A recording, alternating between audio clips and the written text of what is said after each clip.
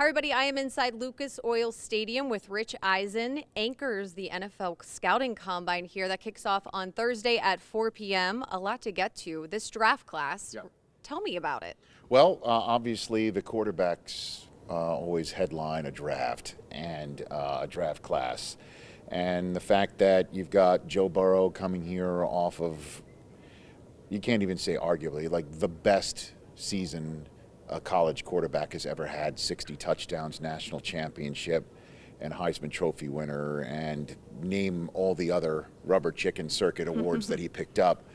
For him to come in here and now have Tua in the same mix, seemingly fully healthy, that's going to be wild how this all plays out between now and Las Vegas when we're there for draft night. And who wants them? I mean, we all know the Bengals want Burrow. Could Tua maybe supplant him? If not, what do the Redskins do? If not, who trades up with the Lions at 3 to go get him? I mean, that's all the intrigue that's beginning to play out already here. And then everything I hear about is the wide receiver draft class is so deep, and obviously I'm sure that is of interest to the Steelers. And so I can't wait to see these guys run. Henry Ruggs is supposedly going to run the fastest time ever.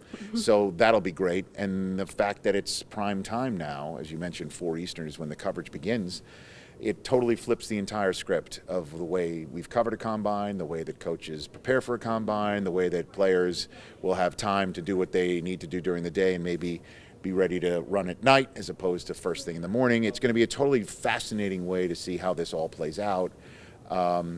And quarterbacks and wide receivers and tight ends the first night is just going to be dynamite.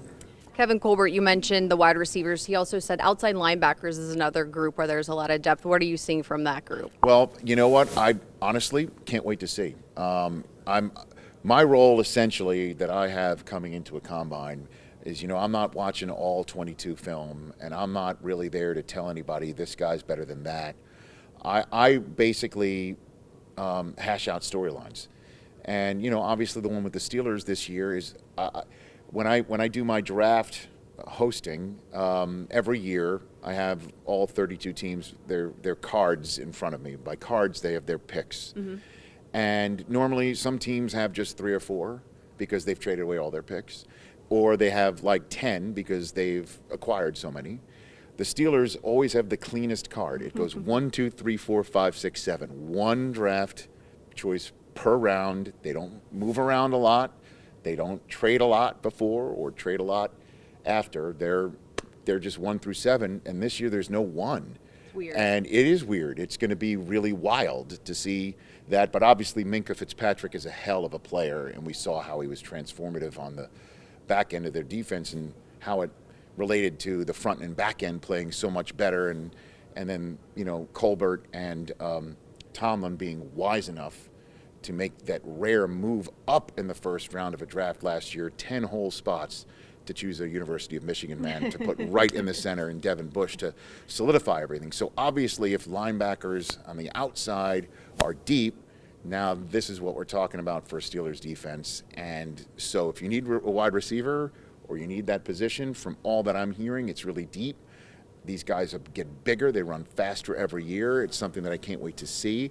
So I'm kind of in a role of a fan reacting, but also in the role of a host and a sports talk radio guy in my spare time to hash out all the storylines for all the teams and what it would mean for this team to draft that person and what their needs are, and of course free agency that beckons right afterwards. So that's my long-winded way of saying I haven't studied the outside linebacker group enough to sit here and say, oh, I like this guy, I like that guy, and I don't even know if that's what people want to hear from me anyway.